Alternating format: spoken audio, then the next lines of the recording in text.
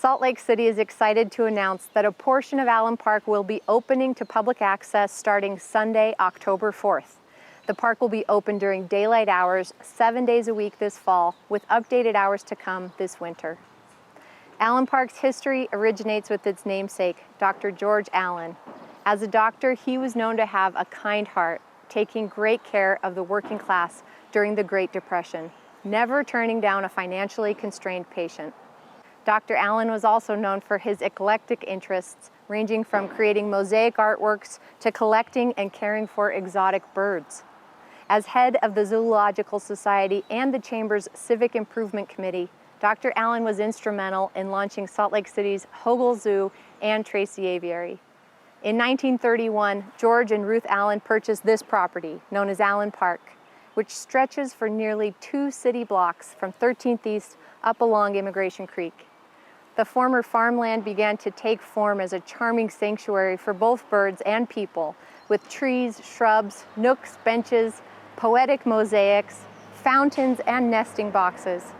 At various points, the property was home to an elephant, chimpanzee, reindeer, raccoon, coyote, and a sandhill crane named Sandy. During the 1940s, Dr. Allen added 15 duplexes built from relocated miners' cabins, rented out to sustain the property financially. Over the years, students, professors, soul searchers, and artists have lived in this wonderfully unique community. Every Sunday, the property was open to the general public. A sign was placed out on 13th East that said, "Visitors welcome." As a gesture to this tradition, we've decided to reopen Allen Park on a Sunday. Public access to Allen Park ended sometime after Dr. Allen's death in the 1960s, and a peculiar home led to a long-standing local myth that Allen Park was Hobbitville. In the spring of 2020, the city announced that it would purchase Allen Park to preserve it as a public park. The space was purchased through a combination of impact fees and stormwater mitigation fees. This historic area stretches across 7 acres of unique ecosystem, including Immigration Creek, which runs the full length of the property. City residents and employees alike were thrilled to hear that the property would be saved from impending development and be preserved as a viable natural area in our city. Starting October 4th, the public will be able to enter Allen Park from 13th East and walk along the entire length of Allen Park Drive.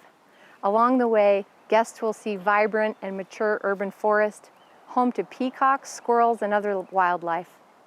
There are views of the historic buildings that had been relocated to the park from across the valley in the mid-1900s.